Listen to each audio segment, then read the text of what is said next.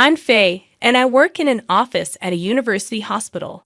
I'm married to Stephen, and I thought this would be a new chapter in my life. But, surprise, our married life turned out to be really short. I didn't see that coming when we tied the knot. Stephen has been a manager at a home improvement store since we started dating. When we first met, I thought Stephen was kind, family-oriented, and decisive. He confidently proposed, and I said yes, thinking he was reliable. Stephen, who used to live with his parents, moved in with me after we got married. Despite our busy schedules, we managed to sync our days off and were planning our honeymoon. Just talking about it made me happy, and back then, I was really glad I married Stephen. But over time, things started to change.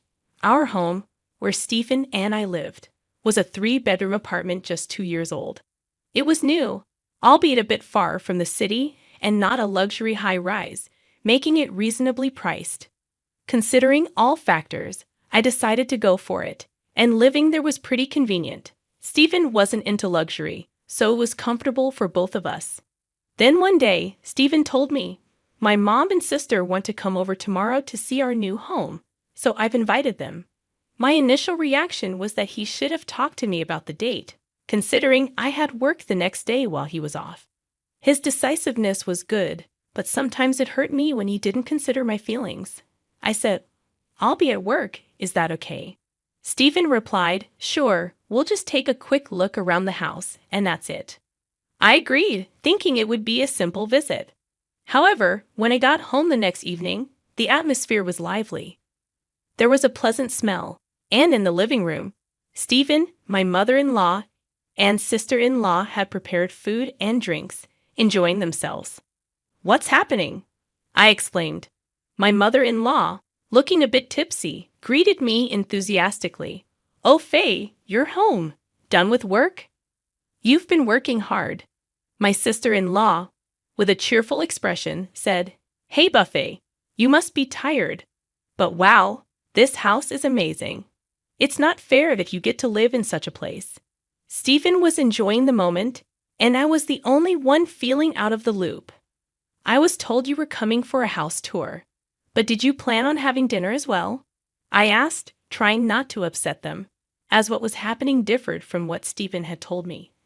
I felt a bit upset, but Stephen, with a smile, casually replied, My mom and sister said they had plenty of time, so we thought, why not have dinner?"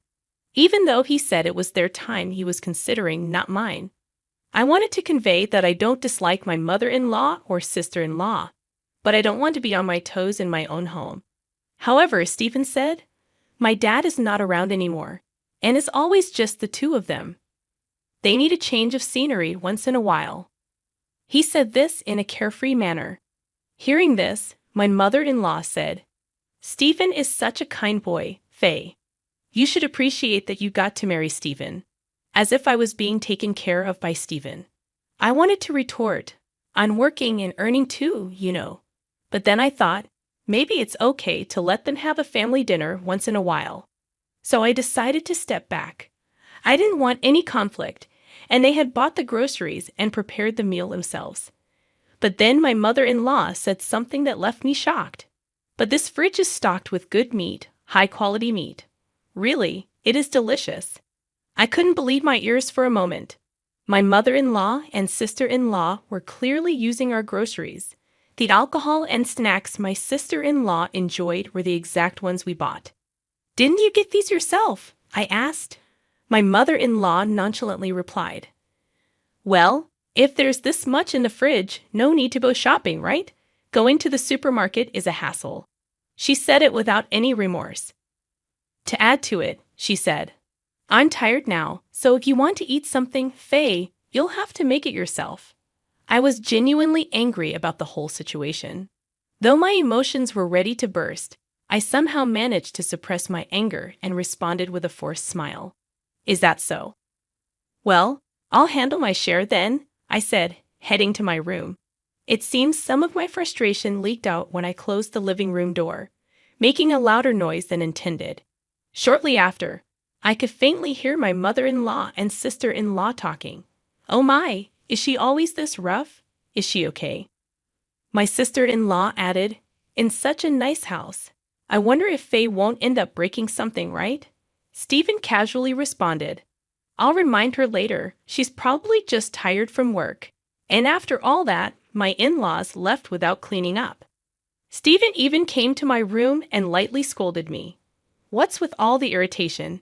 It's not nice to my moms, you know. Honestly, all this without my permission, and them leaving without cleaning up was too much. When I told him, Stephen tried to pacify me. Calm down, it's a one-time thing. I'll take care of the cleaning, just relax. I wasn't convinced, but I thought it wasn't worth a fight and managed to suppress my anger.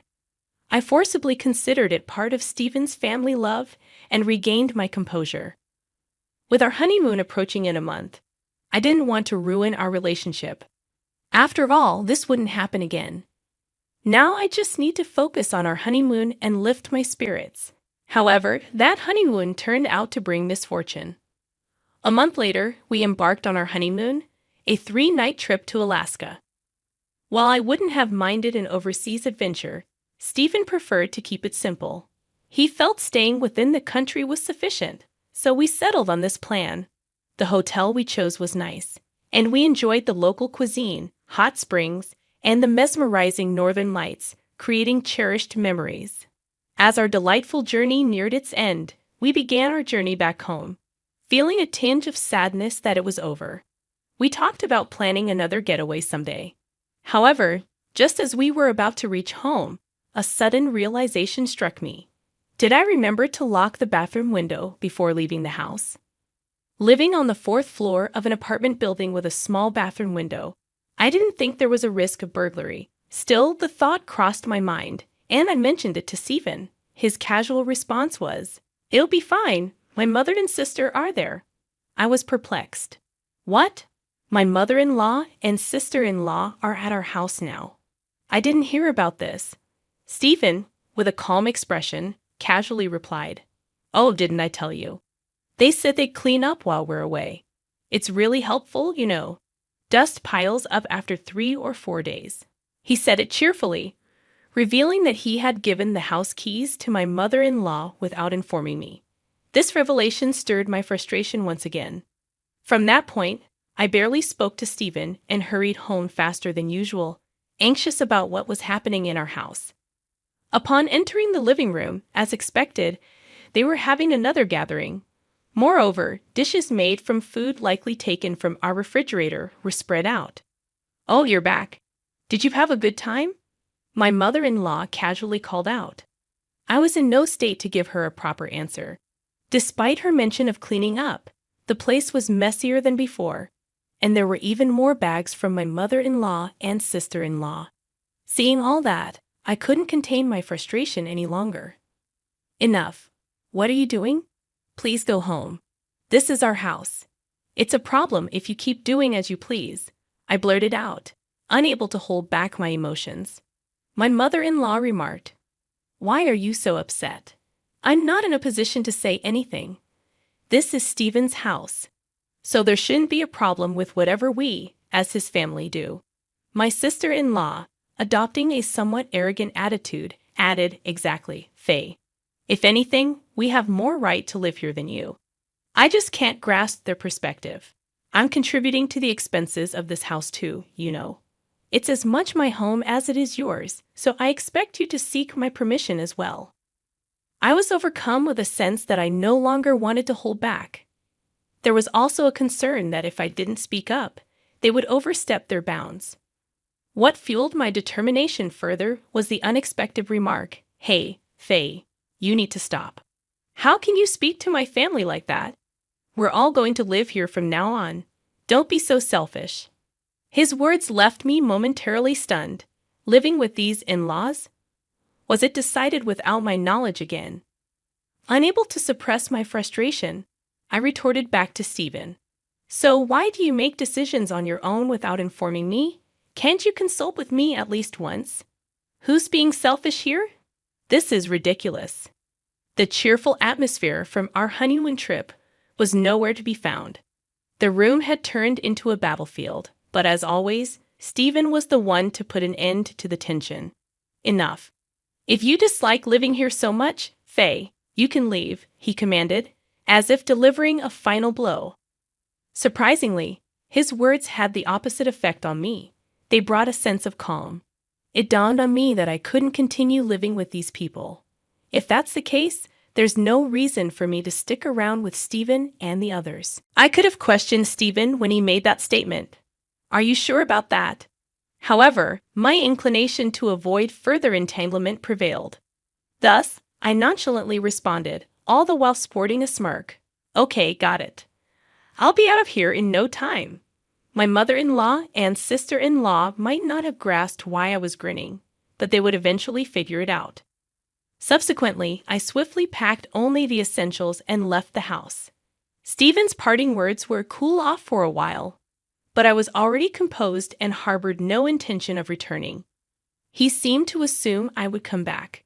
I reached out to my parents, requested temporary accommodation, initiated divorce preparations, and commenced the search for a new place to live. Although Stephen attempted to call me several times, I ignored him due to my busy schedule. After about 2 months, I had settled into my new residence. Recalling that I still had belongings at the house shared with Stephen, I decided to answer his call for the first time in a while. It was evident from the start that he was in a state of panic. "Faye, finally." "What are you doing? Come back now," he urgently repeated. Indeed, Stephen believed I was returning. Remembering this, I responded firmly, "No, I'm not coming back. In fact, I've already filed for divorce and consulted with a lawyer. Let's discuss the property division." He was taken aback. Divorce? Please not that. I can't deal with that right now," he pleaded, growing even more frantic. To be frank, I had a pretty good idea of what was happening. When I inquired, "What's the matter?" he confessed, "I'm broke. I'm already in debt, so come back quickly." Well, that wasn't entirely surprising. I had seen it coming. Perhaps he thought he could afford to kick me out, assuming I would return. But to his disappointment, he was mistaken. Stephen wasn't earning much to begin with. His take-home pay was around $2,000 a month, and the monthly mortgage for the condo we bought was $2,000. So how was he managing it? I was contributing $1,500, and he was only putting in $500.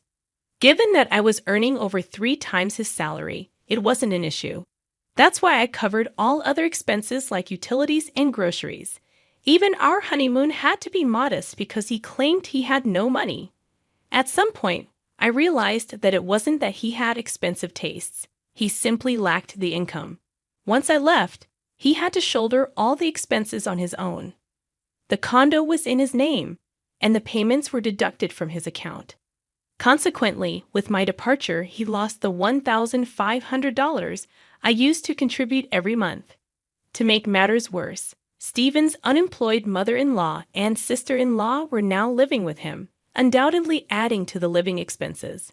Therefore, it was natural for me to feel upset when Stephen made decisions about the house independently or casually used items from the fridge.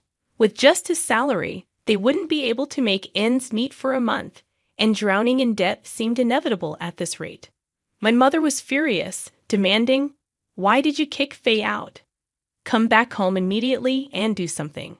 I was left speechless, realizing that his mother and sister were under the mistaken impression that he earned a decent living given his title as a store manager. However, the harsh reality was that this title didn't necessarily translate into a high salary. We had bought a reasonably decent condo, and they wholeheartedly believed that Stephen was the primary contributor. It was pitiful and could only be described as foolish. Additionally, it turned out that the mother-in-law, having exhausted all her deceased husband's assets, ended up moving into my house broke. Despite previously living in a rented apartment, they seemed to have properly terminated that lease. The situation made me cringe at having any familial ties with them.